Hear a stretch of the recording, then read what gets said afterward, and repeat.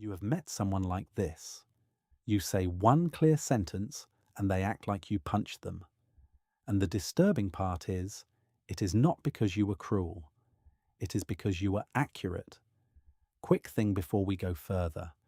We are building toward 1,000 subscribers, and your subscription genuinely helps this channel reach people who actually want psychology that is useful, not watered down. And if this hits something you have seen in your life, tap like too. It tells the algorithm this is worth showing to more people.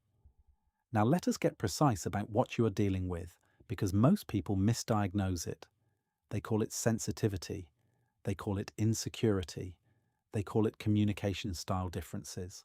Sometimes it is those things, but very often, what you are watching is a person who cannot metabolize direct information without turning it into a threat. And that is not a personality quirk. That is a psychological system. You have felt this. You give someone a simple boundary, like, do not speak to me that way, and suddenly you are accused of being aggressive. Or you give straightforward feedback, that was not done, and they spiral into stories about your tone, your attitude, your intentions. The facts do not land. The facts detonate. So you start editing yourself. You start pre-apologizing. You start cushioning everything with 10 layers of softness, and you slowly become a translator between reality and their nervous system. Here is what is actually happening, and it is the first insight most people miss. Directness is not primarily processed as language.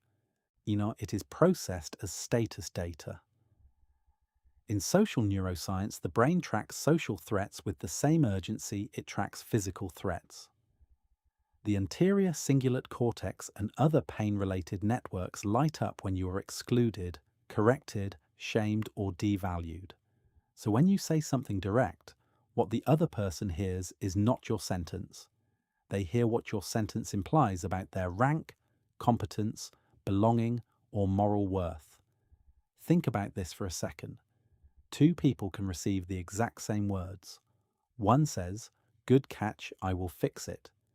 The other says, "Wow, okay, I guess I am just terrible then." Same message, different internal translation. The difference is the map they use to interpret reality.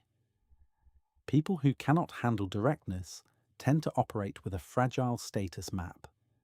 In their mind, social life is a zero-sum game. If you are right, they are wrong if you have a boundary. They are being rejected. If you are clear, they are being controlled. Directness collapses ambiguity, and ambiguity is where they hide. And notice the pattern here. They are not only threatened by criticism, they are threatened by clarity, because clarity forces an update, and an update is expensive. Now here is where it gets interesting. The brain does not treat an update like a neutral software patch. It treats it like a prediction error. Your brain is a prediction machine. It constantly guesses what is going to happen, and when reality disagrees, it has to spend energy rewriting its model. That is cognitively costly. For some people, especially those who grew up in chaotic or emotionally unpredictable environments, the prediction errors feel like danger. So directness creates an immediate biological reaction. Higher arousal, faster threat scanning, and then the mind scrambles to regain control. And the easiest way to regain control is to make you the problem. That is why the conversation shifts from content to character. You say, "This needs to be done by Friday," and suddenly you are pressuring them. You say, "I am not comfortable with that," and suddenly you are judgmental. This is not debate. This is a defensive maneuver to move the focus away from the update they cannot tolerate. Let me show you what I mean with a simple test. Watch what they attack. A secure person will argue the point. An insecure person will argue the framing. And a person who cannot handle directness will argue the existence of the point. They will try to make the topic itself illegitimate. Why are we even talking about this? Why do you always bring things up? You are so negative. That is not communication. That is reality evasion. Second insight, and this one is uncomfortable. People who cannot handle directness often treat honesty as a dominance display, not because honesty is dominance, but because in their experience, truth was used as a weapon. Some households do not teach children, we can disagree and still be safe. They teach if someone is right, someone gets humiliated. In those environments, direct statements are not information, they are signals of power. So when you are direct, they are not asking, is this true? They are asking, are you trying to win? And once someone frames your clarity as domination, they feel licensed to counterattack, and they can justify passive aggression. They can justify sabotage. They can justify turning others against you. Because in their mind, you started a war by stating a fact. This is why you will sometimes see a bizarre escalation. You say something minor, they respond with a moral prosecution, they bring up your past, they bring in third parties, they act like the real crime is that you said it plainly. Now watch the trap this creates. If you soften your language to keep them calm, they learn that calm is purchased by your self-censorship. You are training their nervous system that reality is negotiable and emotions are leverage. And then directness becomes even more dangerous because you have both agreed, silently, that the rule is, we do not say things clearly here. But there is another layer. People who cannot handle directness often do not have stable self-esteem. They have contingent self-esteem. That means they do not feel worthy as a baseline. They feel worthy when they are performing. When they are seen as good, competent, nice, helpful, impressive, morally correct. Their identity is a performance contract, so when you give direct feedback, you are not challenging a behavior. You are threatening the contract. And if their worth depends on the contract, their nervous system responds like their survival depends on it. This is why they will overreact to tiny corrections. They are not reacting to the correction. They are reacting to ego collapse. And if you have ever been confused by the intensity of their response, this is the reason. You are speaking to the surface. They are defending the foundation. Third insight, and this is the one that will change how you see the whole thing. Many people who cannot handle directness are not avoiding truth. They are avoiding accountability time. Accountability time is the delay between hearing something true and taking the action that truth demands. Directness shortens that delay. It forces a decision. It forces a yes, a no, a change, a conversation, an apology, a boundary, a consequence. Indirectness, on the other hand, gives them wiggle room. It gives them plausible deniability. It gives them time to keep benefiting from the current situation. So when you get direct, you are not merely being blunt, you are collapsing their strategy. That is why you will see these specific behaviors. They ask for more context forever. They demand a better time to talk, repeatedly. They focus on wording. They derail into side issues. They claim they are confused by something that is not confusing. Those are not misunderstandings. Those are delay tactics. And if you want to recognize the difference, here is the tell. Sincere confusion gets clearer with questions. Strategic confusion gets foggier with questions. You answer, and they are not satisfied. You clarify, and they find a new angle. You bring examples, and they say you are keeping score. The goal is not to understand. The goal is to avoid the moment where they would have to respond. Now stay with me, because this next part recontextualizes everything. The same person who cannot handle directness often handles directness perfectly fine when they are the one delivering it. That is not hypocrisy by accident. That is a role preference. They want a world where directness flows downhill, where they can be blunt, but you must be gentle, where they can name what is wrong with you, but you must protect their feelings. It is an asymmetric communication contract, and it functions like a social hierarchy. If you accept that contract, you are accepting a lower position, not in your mind, but in the rules of the relationship. This is why some people become exhausted around them. You are doing emotional labor to keep a grown adult regulated, while they reserve the right to be unfiltered. You are playing by a rule book they do not follow. Now flip everything I just said for a second.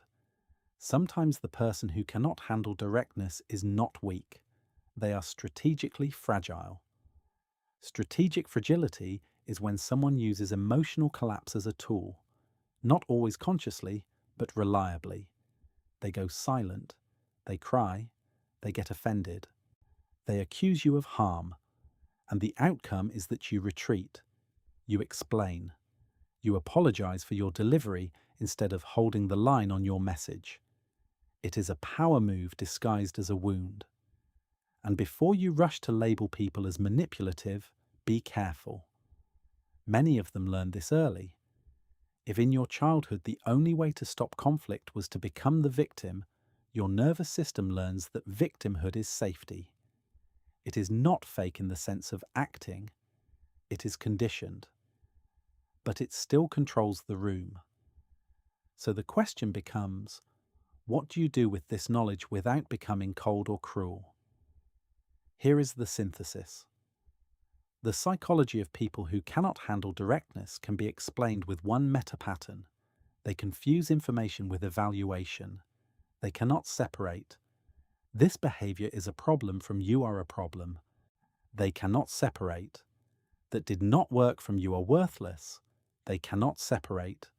I want something different from I reject you. Direct communicators, in contrast, usually separate those things. They can say, this needs to change, while still holding the person as fundamentally okay. They treat truth as coordination, not condemnation. So when the two types interact, they are not having the same conversation. One is trading data. The other is defending identity. And once you see that, you get a framework you can actually use. I call it the 3 filters. Filter 1 is content, what was literally said. Filter 2 is status, what it implies about competence, rank, belonging. Filter 3 is attachment, what it implies about being loved, kept, or abandoned. When someone cannot handle directness, they are not stuck on filter 1. They are stuck on filters 2 and 3. And they will try to drag every conversation into those filters, because that is where they can argue forever. You cannot prove you are not abandoning them. You cannot prove your tone did not imply disrespect. Those are infinite debates. So your move is to keep returning the conversation to filter 1 calmly and repeatedly, without getting hypnotized by their emotional narrative. That sounds like this. I hear you. I am not attacking you. The issue is still that this was not done. Or, we can talk about tone after we agree on the facts. Did it happen? Yes or no? Or, I am open to hearing how that felt, and I still need an answer. Notice what you are doing. You are refusing to let their threat response rewrite reality. And here is the part most people never think about. You are also teaching their nervous system over time that clarity is survivable, that boundaries do not equal abandonment, that feedback does not equal humiliation. You are offering them a different emotional education. But there is a limit. If they repeatedly punish you for being clear, they are not merely sensitive, they are incompatible with adult partnership, adult friendship, adult teamwork. Because adulthood requires directness at least sometimes. It requires the ability to sit with discomfort long enough to update your behavior. So your final test is simple. Do they recover and integrate, or do they retaliate and rewrite? If they recover and integrate, you are dealing with a person who is learning. If they retaliate and rewrite, you are dealing with a person who needs indirectness the way an addict needs denial. And if you have been shrinking your honesty to keep someone comfortable, I want you to consider what that does to your mind. You start doubting your perception. You start asking permission to state facts. You start living in a world where clarity is aggression. That is not kindness. That is captivity. So here is the question I will leave you with. When someone says they cannot handle your directness, are they asking you to be more skillful, or are they asking you to be less real? If this changed how you see a specific person, I would genuinely like to hear it in the comments. And the next time you feel that pressure to soften a truth into invisibility, notice what is happening. Not a communication problem, but a status and attachment panic. Once you see that, you stop arguing about words and you start dealing with the actual system.